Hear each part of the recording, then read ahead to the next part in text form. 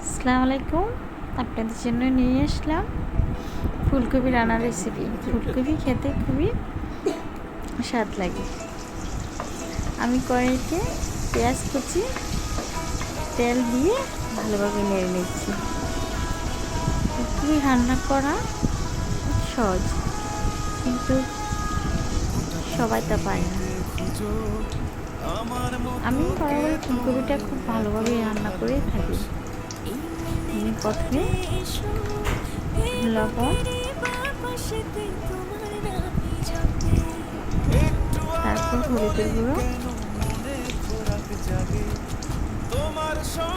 তারপরে দিয়ে দিব মরিচের গুঁড়ো। একসাথে মশলাটা কষিয়ে নেব। কষিয়ে রান্না করাটা খুব ভালো হয়। বিভিন্নভাবে রান্না করা যায়। আমি একটু পানি অ্যাড করে দিলাম। পানি অ্যাড করে নেড়ে ছেড়ে দিতেছি।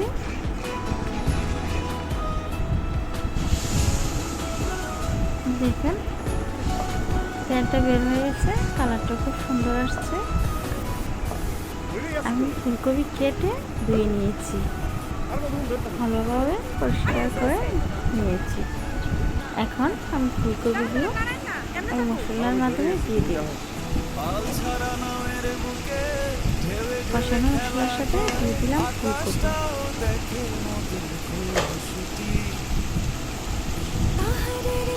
এবার নেড়ে ছেড়ে সবজিটাকে মশলার সাথে মিশিয়ে নেব।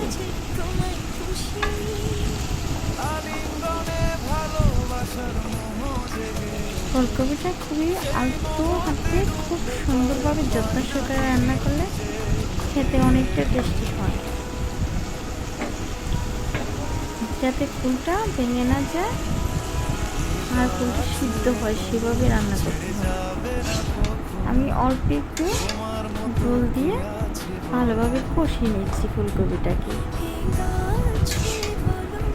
এবার নেড়ে চেড়ে দিচ্ছি।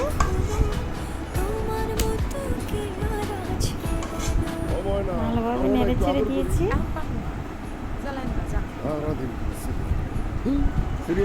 কিছুক্ষণ কষাবো। আমি ফুলকপিটাকে ঢাকনা দিয়ে দিলাম যাতে ফুলকপিটা কষিয়ে আসে, সিদ্ধ হয়ে যায়। আমি ঢাকনা উঠিয়ে কিছুক্ষণ পর আবার নেড়ে দিচ্ছি। যেভাবে নেড়ে টেড়ে দিয়ে সুন্দরভাবে কষিয়ে নিয়েছি।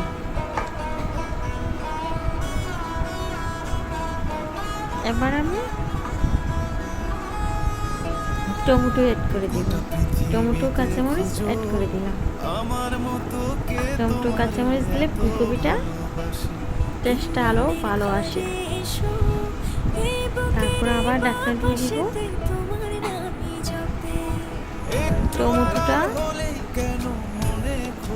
টমেটো এবং কাঁচামরিচের মিশ্রণটা যাতে মিশে যায়।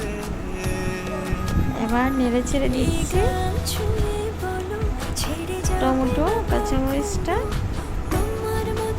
কষানোর মধ্যে দিয়ে দিলাম যাতে সিদ্ধ হয়ে যায়। এবার আমি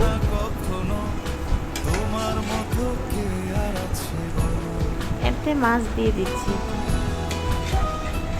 মাছ দিয়ে ঝোল দিয়ে দিব।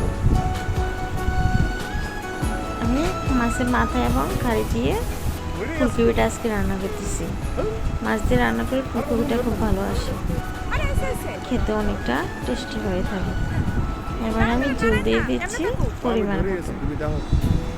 তো বেশিও না, এত কমও না, কারণ মিডিয়াম আকারে দিতে হবে যাতে ফুলকপিটা সিদ্ধ হয়ে যায় কিন্তু ফুলটা না ভেঙে যায়। এবার আমি ফুলকপিটাকে আবার ঢাকনা দিয়ে 5 মিনিট রান্না করব। দেখুন বলকে চলে আসছে। এখন আমি দিয়ে দিচ্ছি ধনেপাতা। দুটো সিদ্ধ হয়ে গেছে, টমেটো সিদ্ধ হয়ে গেছে, আর ঝোলটাও কমে আসছে। ধনেপাতা দিয়ে আমি একটু হালকা নেড়ে দিচ্ছি। ধনেপাতাগুলোর ফ্লেভারটা যাতে সবগুলোতে লাগে।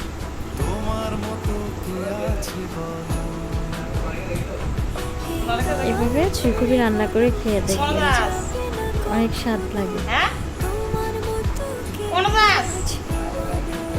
দেখুন আলুটাও সিদ্ধ হয়ে গেছে, ফুলটাও সিদ্ধ হয়ে গেছে।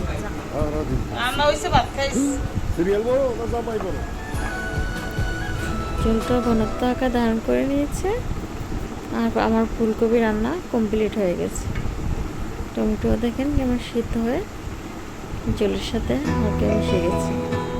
ফাইনাল লুকটা দেখুন কতটা সুন্দর হয়েছে আমার ফুলকপি রান্না। এভাবে বাসায় রান্না করে খাবেন।